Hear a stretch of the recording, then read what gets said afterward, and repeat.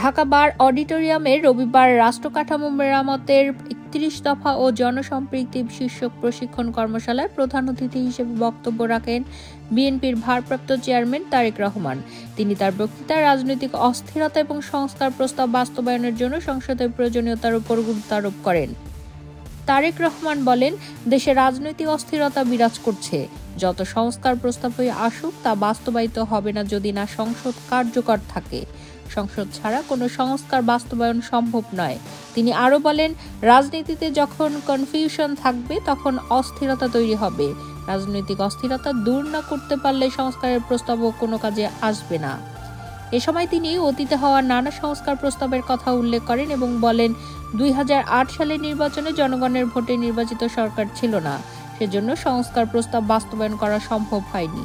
তিনি দাবি করেন, বিএনপি এবং তার সহযোগী দলগুলি ২.৫ বছর আগে যে ৩১ দফা সংস্কার প্রস্তাব দিয়েছে তা আজকের সংস্কার প্রস্তাবের চেয়ে অনেক বেশি কার্যকরী এবং জনগণের কল্যাণে গুরুত্ব দেওয়া হয়েছে।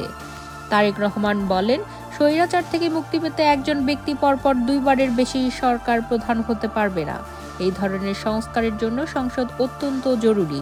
তিনি আরও বলেন, যত দ্রুত সম্ভব সংসদকে কার্যকর করতে হবে। এটি না হলে রাজনৈতিক অস্থিরতা কমবে না। তিনি ৩১ দফা সংস্কার প্রস্তাবের ব্যাপারে আশাবাদ ব্যক্ত করে বলেন, যদি জনগণের ভোটে সরকার গঠনের সুযোগ পাওয়া যায় তাহলে এই প্রস্তাব বাস্তবায়ন করা হবে। তবে এককভাবে কোনো সরকার এটি করতে পারবে না। সব দলকে একসাথে কাজ করতে হবে। বাংলাদেশ জাতীয়বাদী আইনজীবী ফোরাম, ঢাকা বার ইউনিট এই অনুষ্ঠানের আয়োজন করে।